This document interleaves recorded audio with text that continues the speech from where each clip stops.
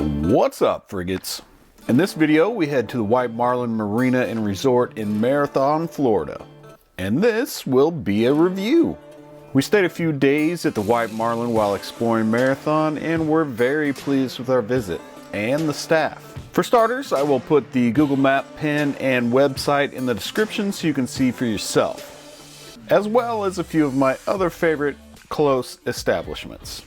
The White Marlin has just about everything you need, plenty of slips, rooms for rent, RV parking, boat ramp, gated community, trailer parking, laundry, pool, tiki hut, barbecue grills, ice, you name it. The White Marlin is easy to get to by land or sea, and we will cover both. By sea, you use the inlet between Colony Key Beach and Cocoa Plum Beach. It is plenty deep going through the channel, but on your final approach heading to the south, this is one of those situations where you may want to check Google Maps and stay off the brown stuff. By land, you just come in off Cocoa Plum Drive. There is a gate, so you may need to call the office upon arrival by phone or the speaker at the gate your first time through.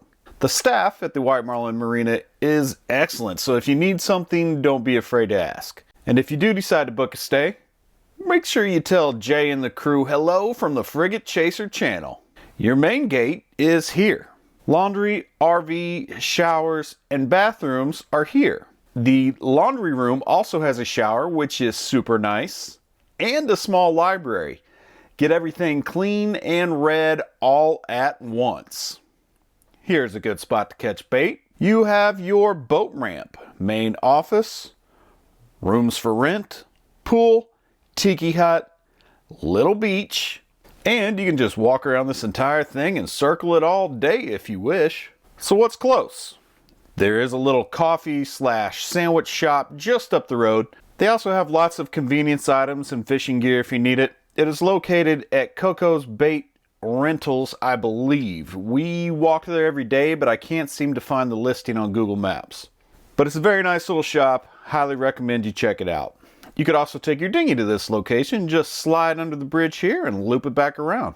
Sparky's Landing is just across the water and is my favorite restaurant in the area. You could take your boat or dinghy and dock it outside of Sparky's Landing, just to make sure you stay off the brown stuff. While you're there over at Sparky's Landing, you could always head through the parking lot over to the Circle K for whatever. Or you could always walk from the White Marlin to the Chevron for whatever you need.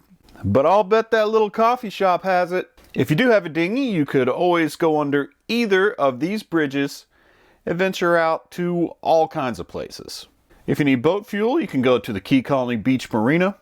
Other interests in the area that I would recommend, we're talking about the Island Fish Company, Havana Jack's Oceanside Restaurant and Bar, Key Colony Inn Restaurant and Lounge, Sunset Park. I haven't been, but I would like to go to the Florida Keys Aquarium, or maybe even the Turtle Hospital. I also like the Sunset Grill and Raw Bar, but that's a little bit of a drive. If you do find yourself down that way, you can always take the old 7-mile bridge and visit Pigeon Key. We take the MacGregor to Pigeon Key in the next video, so stay tuned for that. And that's about all, guys. So enjoy the cinematic walk around of the White Marlin Marina and Resort, and we'll see you guys in the next one.